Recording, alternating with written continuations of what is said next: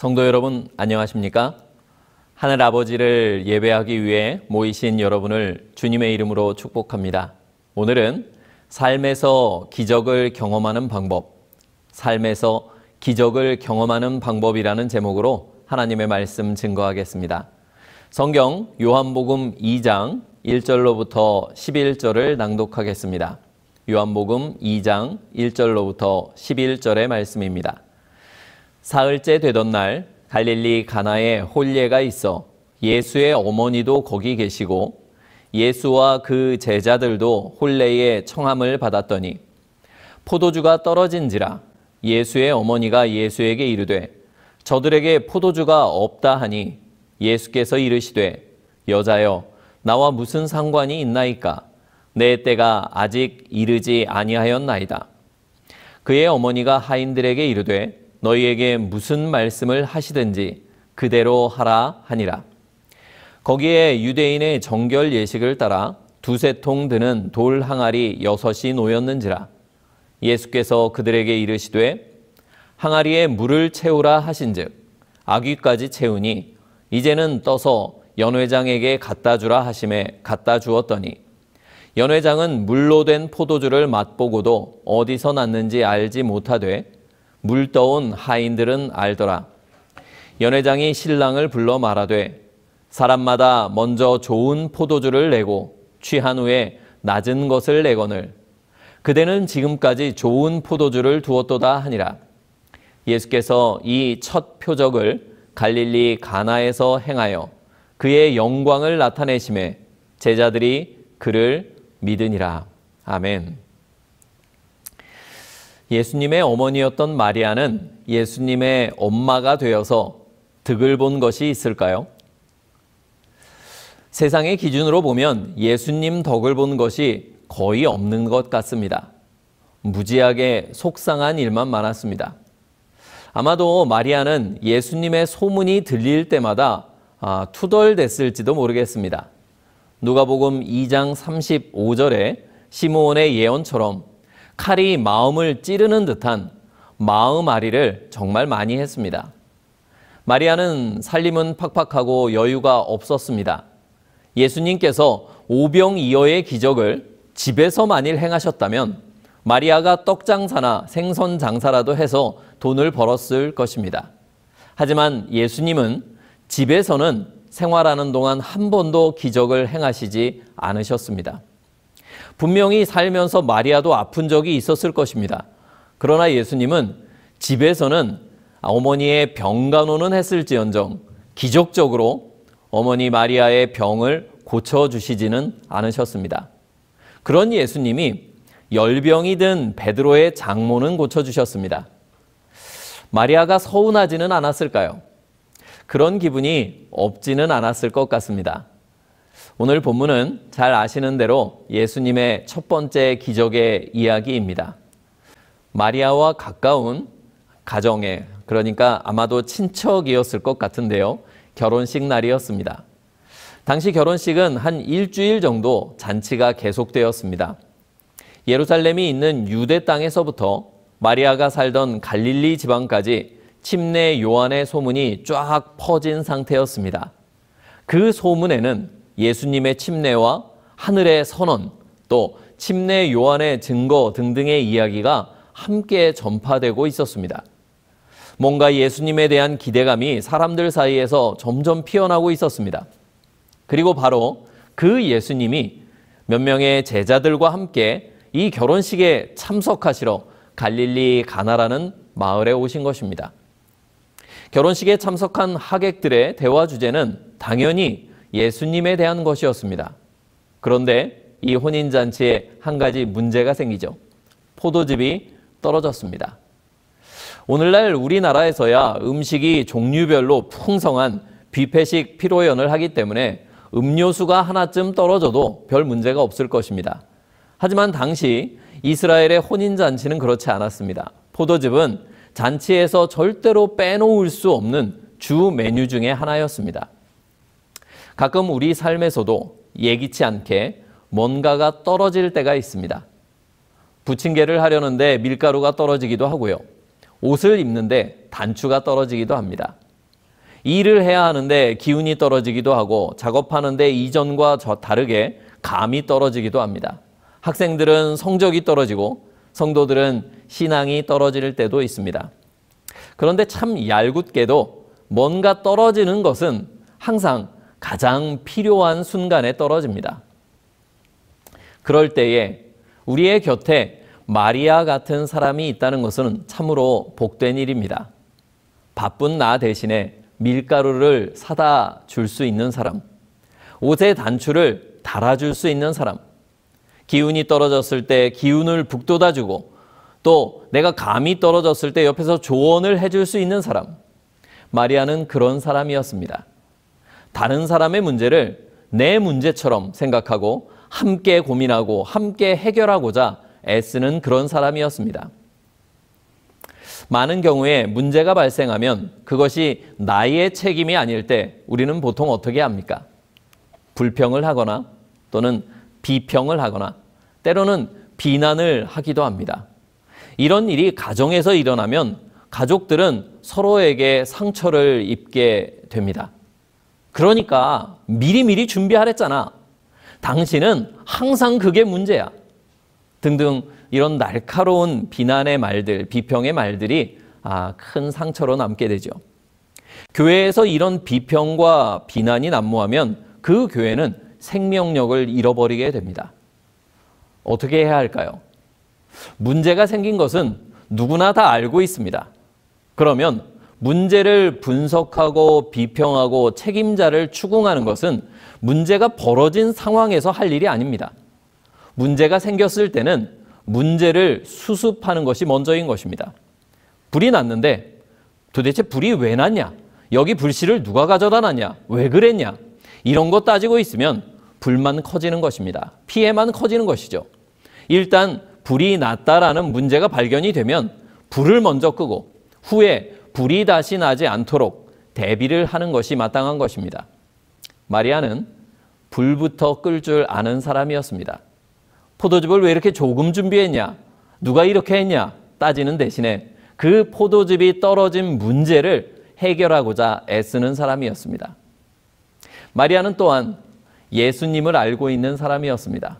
그래서 예수님에게 그 당사자, 문제가 일어난 당사자 대신에 부탁을 할 수 있는 사람이었습니다. 이 본문의 기사를 보면 배경은 결혼식인데 신랑 신부는 보이지 않습니다. 신랑 측, 신부 측 혼주들도 안 보입니다. 물론 있었겠지요.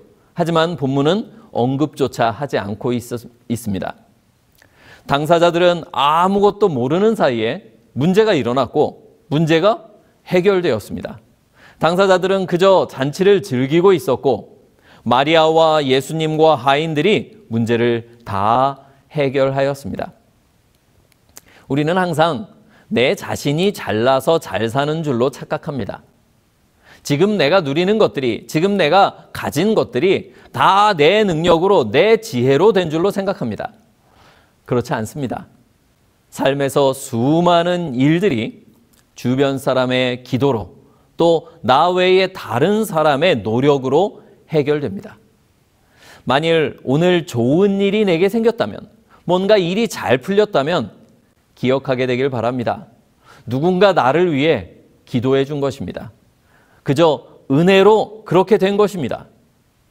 어린아이들을 손을 잡고 길을 걷다 보면 아이들은 주변에 있는 신기한 것들에 정신이 팔려서 위험이 다가오는지 어떤지 전혀 관심이 없습니다. 그러나 부모는 그렇지 않습니다. 아이의 손을 잡고 차가 오면 옆으로 비켜 세웁니다. 걸려 넘어질 것이 있으면 안아 올립니다. 비탈길에서는 미끄러지지 않도록 손을 더 꼭 붙잡습니다. 아이들은 위험을 인지하지도 못한 상태에서 보호를 받는 것입니다.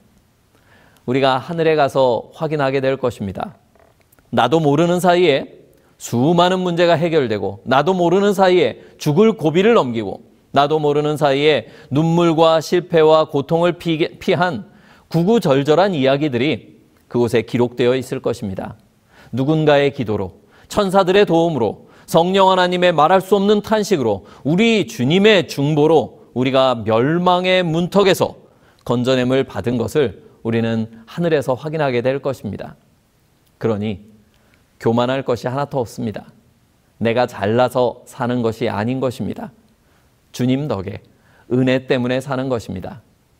우리가 할 것은 자랑이 아니라 찬양과 감사뿐인 것입니다. 결혼식에 포도즙이 떨어졌습니다. 마리아가 그것을 알았습니다. 하지만 그것은 마리아의 일이 아니었습니다. 친척이기는 하지만 마리아의 자녀가 결혼하는 것이 아니었으니까요. 그리고 또 거기에는 그 잔치를 총괄하고 그것을 책임져야 할, 그 문제를 해결해야 할 연회장이라는 직분을 맡은 사람도 있었습니다. 그렇지만 마리아는 그 문제를 남의 일로 여기지 않았습니다. 마리아는 그것을 해결하기 위해 노력하였습니다. 마리아의 삶에서는 떨어진 것이 없었을까요? 포도즙보다 더 중차대한 것들이 많이 떨어졌을 것입니다. 그런데 막상 그때에는 마리아의 삶에 무언가 떨어졌을 때, 문제가 생겼을 때에는 기적이 일어나지 않았습니다. 마리아의 남편 요셉은 이미 죽은 것으로 보입니다. 그런데 남편 요셉이 죽었을 때 부활의 기적은 일어나지 않았습니다. 예수님은 정작 족보상의 아버지는 살리시지 않고 다른 사람만 살려주셨죠. 누군가의 부활이 마리아에게는 오히려 시험이 되었을 수도 있습니다. 왜 예수는 아버지 요셉을 살리지 않았을까? 남편 요셉이 죽은 후에 마리아에게는 여러 생계의 어려움들이 있었을 것입니다. 그러나 예수님은 단 한 번도 그 모든 일을 기적으로 해결하지 않으시고 묵묵히 톱질을 하고 못질을 반복하는 목수의 일을 하셨습니다. 그것으로 하루하루 생계를 꾸려나가셨습니다. 그런데 마리아의 인생에서 예수님이 보여주신 첫 번째 기적은 언제 일어났습니까? 바로 여기 오늘 본문에서 갈릴리 가나의 혼인잔치에서 일어났습니다. 마리아가 다른 사람의 결핍을 보고 그 결핍을 채워주기 위해서 애쓸 때에 기적이 일어났습니다. 이것이 하나님께서 기적을 주시는 법칙입니다. 마리아가 다른 이들의 문제를 자기 문제처럼 생각하고 그 문제를 해결하기 위해 개입하였을 때에 예수님께서 기적을 행하셨습니다.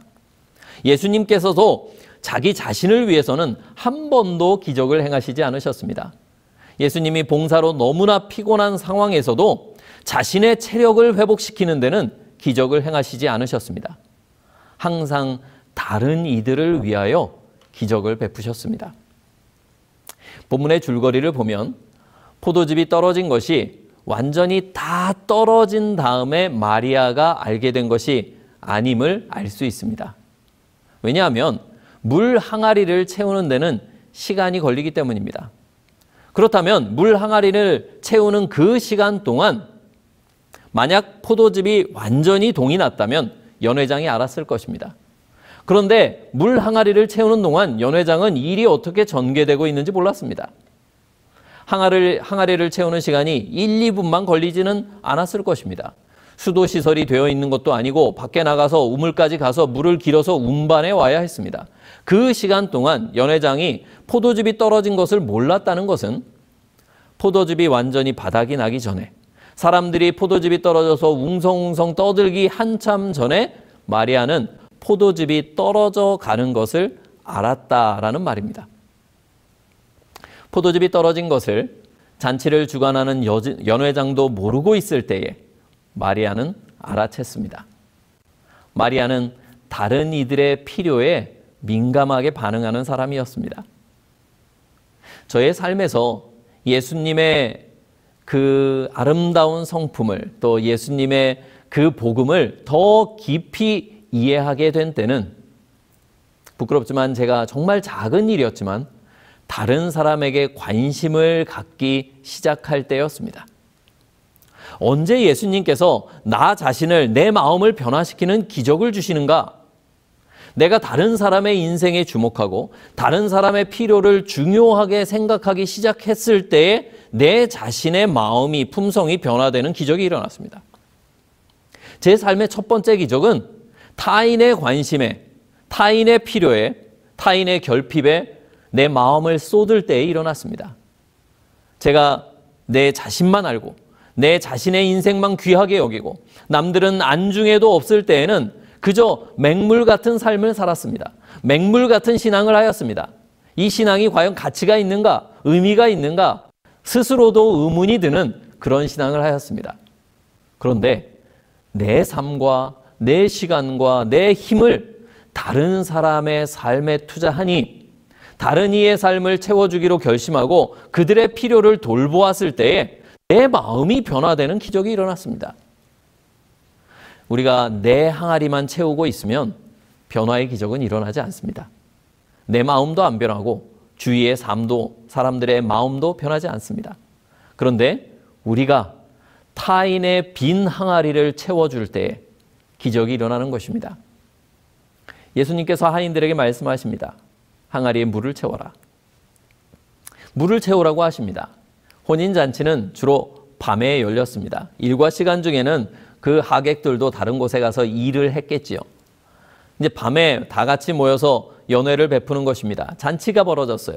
그런데 수도가 당연히 없습니다. 바가지를 들고 물을 뜨려면 우물로 뛰어가야 합니다.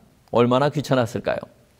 이 물을 왜 떠야 하는지 예수님께서 설명도 안 해주십니다.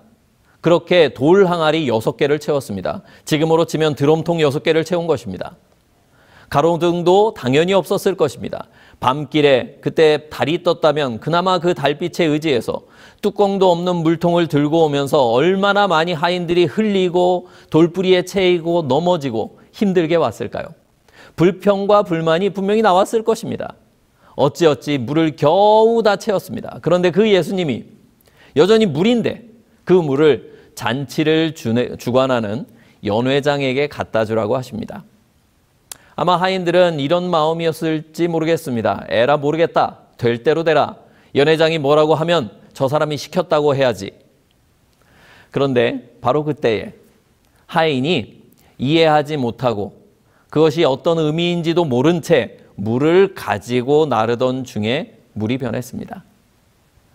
예수님은 우리와 협력하길 원하십니다. 예수님은 우리가 할 일을 대신 해주지 않으십니다. 내가 스스로 할 수 있는 일은 예수님이 대신 해주시지 않는다는 말씀입니다. 왜냐하면 그렇게 하면 사람의 인생을 망쳐버리기 때문입니다. 아이가 스스로 할 수 있는 일을 부모가 아이가 귀엽다고 다 해줘버리면 아이는 아무것도 할 수 없는 사람으로 자라나게 됩니다. 넘어져도 스스로 걸어야 할 때가 있습니다. 부모가 대신 걸어주면 안 되는 것입니다.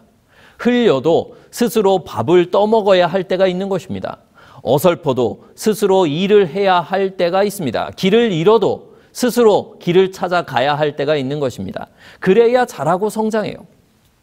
그렇기 때문에 예수님은 우리가 스스로 해야 할 일과 우리가 스스로 할 수 있는 일은 대신 해주시지 않습니다.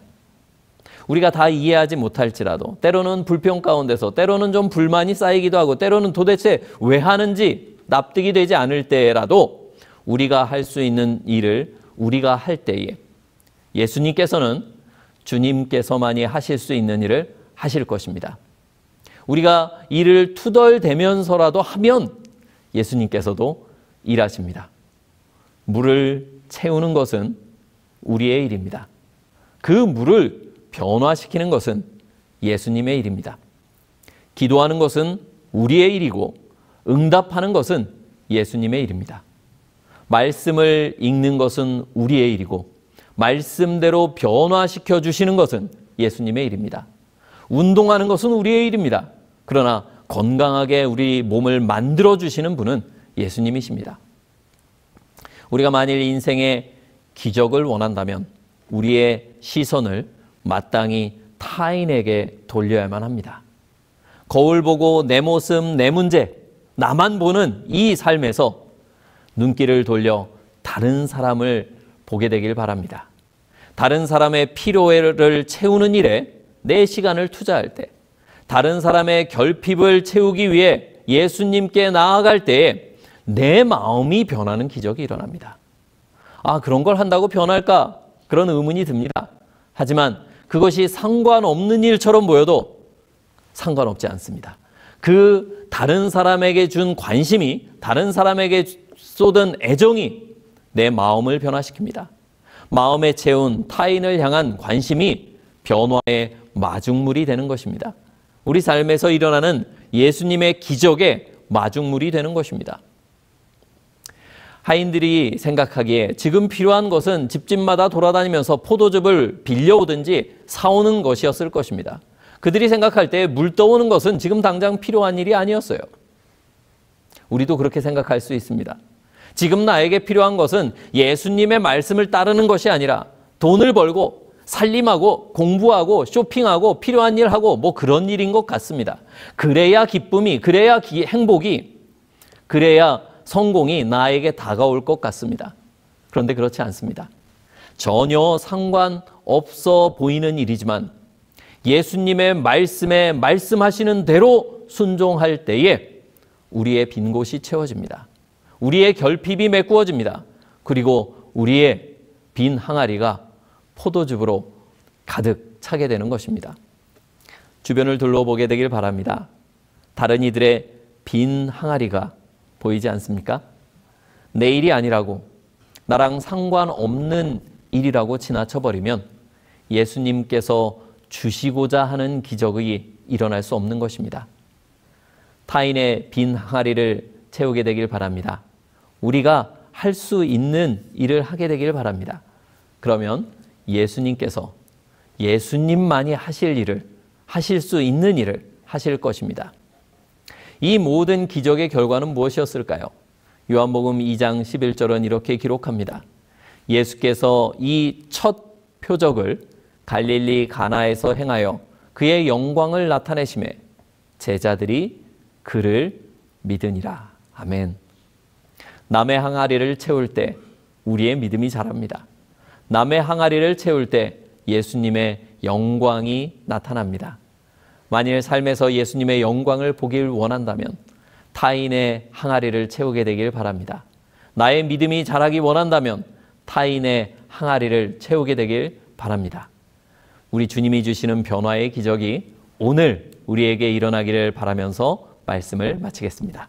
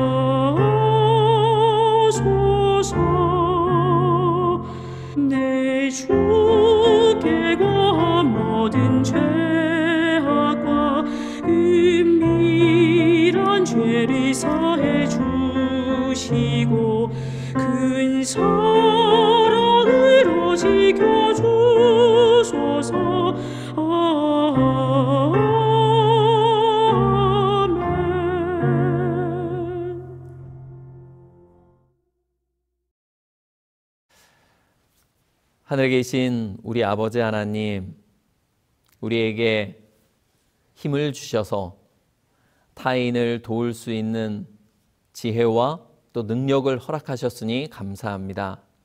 그런데 주님께서 주신 은혜로, 주님께서 주신 수많은 달란트들로 내 자신만 채우고자 했던 저희의 죄를 용서하여 주시옵소서. 이제는 주님의 말씀에 따라 타인의 항아리를 채워주길 바랍니다. 타인의 결핍에 민감하게 반응하는 주님의 손과 발이 되기를 원합니다. 저희를 사용하여 주시옵소서. 아버지 하나님, 함께 예배드리고 있는 우리 모든 성도님들, 그 마음의 간절한 기도를 주님께서 아시오니 주여 주의 뜻대로 응답하옵시고 주의 영광이, 주의 뜻과 주의 일이 우리 모든 성도님들의 그 삶과 가정에서 성취되게 하여 주시옵소서. 예수 그리스도의 이름으로 기도하옵나이다. 아멘.